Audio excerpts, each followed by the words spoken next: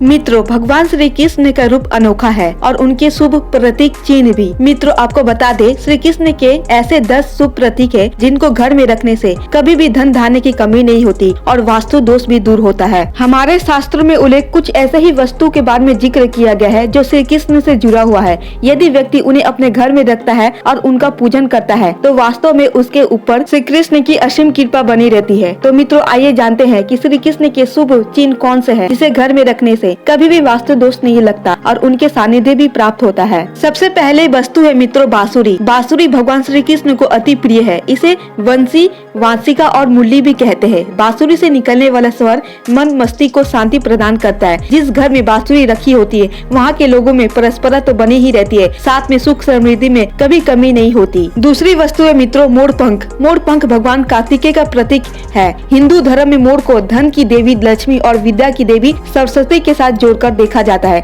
भगवान श्री कृष्ण मोर पंख को अपने मुकुट में लगाते हैं। मोर पंख को बांसुरी के साथ घर में रखने से रिश्ते में प्रेम रस घुल जाता है। हिंदू धर्म में मोर पंख का विशेष महत्व है। मोर के पंखों में सभी देवी देवताओं और सभी नवग्रहों का वास देखा जाता है। तीसरी वस्तु है मित्रों शंख। महाभारत में लगभग सभी योद्धाओं के पास शंख होते थे। उनमें से कुछ योद्धाओं के पास तो चमत्कारी शंख होते थे, जैसे भगवान श्री कृष्ण के पास पंचजन्य शंख था जिसकी ध्वनि कई किलोमीटर तक पहुँच जाती थी। और मित्रों, सनातन धर्म में शंखों को धार्मिक आयोजन में विशेष माना गया है। मान्यता है कि इसकी ध्वनि जहाँ तक जाती है वहाँ तक वातावरण में सकारात्मक ऊर्जा का संचार होता है। इसकी शक्ति और चमत्कारों का वर्णन महाभारत और पुराणों में भी मिलता है। इसे विजय, समृद्धि, सुख, शांति, यश, कृति और लक्ष्मी का प्रतीक माना गया है। सबसे महत्वपूर्ण बात यह है कि शंखनाद का प्रतीक है। शंख ध्वनि शुभ मानी गई है। हालांकि प्रकृति रूप से शंख कई प्रकार के होते हैं, लेकिन इसके प्रमुख 3 प्रकार है: दक्षिणावर्ती शंख, मायावर्ती शंख तथा वामावर्ती शंख। और इसीलिए मित्रों शंख को घर में रखना अति आवश्यक बताया गया है। इसके नाद से घर में उत्पन्न वास्तु दोष का निवारण किया जाता है।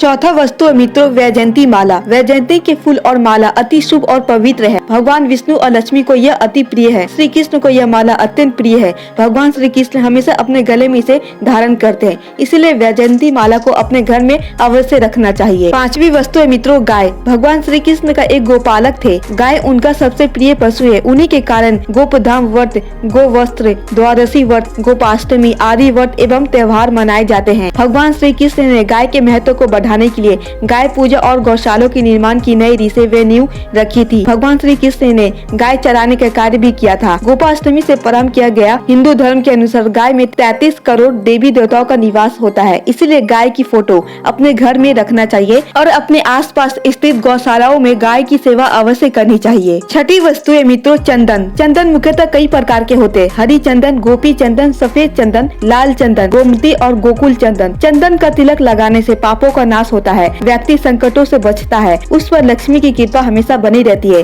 चंदन का तिलक लगाने से ताजगी आती है और ज्ञान तंतुओं की क्रियाशीलता बढ़ता है और श्री कृष्ण इससे प्रसन्न भी होते हैं। सातवीं वस्तु है मित्रों सुदर्शन चक्र। भगवान श्री कृष्ण को चक्रधारी भी कहते हैं। महाभारत काल में मात्र उन्हीं के पास चक्र था जिसे सुदर्शन चक्र कहते हैं। कहते हैं कि यह चक्र उन्हें भगवान परशुराम से मिला था। हालांकि वे स्वयं विष्णु ही है, इसलिए जब भी भगवान श्री कृष्ण की पूजा करें तो आप उनके अस्त्र की भी पूजा करें, जैसे सुदर्शन चक्र। आठवीं वस्तु है मित्रों पीताम्बर वस्त्र। भगवान श्री कृष्ण को पीताम्बरी भी कहा जाता है क्योंकि वह पीला वस्त्र पहनते हैं। पीताम्बर अर्थ पीले रंग का वस्त्र है। यह रंग बृहस्पति का रंग भी है, इसलिए मित्रों हमें अत्यधिक पीले रंगों का ही उपयोग करना चाहिए। नौवीं वस्तु है मित्रों माखन मिश्री। भगवान श्री कृष्ण को माखन और मिश्री भी बहुत अधिक प्रिय है। उन्हें माखन और मिश्री का भोग लगाने से वे अत्यधिक प्रसन्न होते हैं, इसलिए प्रतिदिन उन्हें माखन मिश्री के भोग लगाना चाहिए। 10वीं वस्तु है मित्रों मणि। शामक मणि के कारण भगवान श्री कृष्ण को चोरी का आरोप झेलना पड़ा था। कहते हैं कि यह मणि जामवती के पास जामवती जी से लाकर उन्होंने आकृति जी को दी थी। हालांकि श्री कृष्ण के मुकुट में कई मणियां जड़ी होती है। भगवान विष्णु कौस्तुभ मणि धारण करते हैं, इसलिए श्री विष्णु के साथ उनके मणि की भी पूजा की जाती है। तो मित्रों यह है श्री कृष्ण के 10 शुभ चिन्ह जिसे हमें अपने घर में अवश्य रखना चाहिए। मित्रों ये वीडियो आपको कैसे लगी? अगर थोड़ी भी पसंद आई है तो प्लीज आप हमारे चैनल को सब्सक्राइब कर दे